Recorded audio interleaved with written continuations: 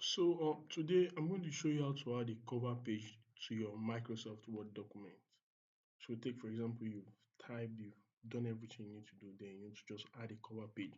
So instead of just going to the first page and then just pressing enter to create like a new page, what you just have to do is go to your insert option, then over here you can see cover page, click on it, then you choose from the many options that you have. Choose from the many options. I'm going to choose this. Then instantly you can see the cover page has been created. So you can see, so the cover page is going to always be the first page you see. So you can then edit. Take for example, I can just write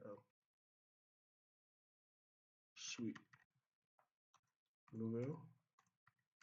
Then I can write the title of the novel. Let me say my angry grandma.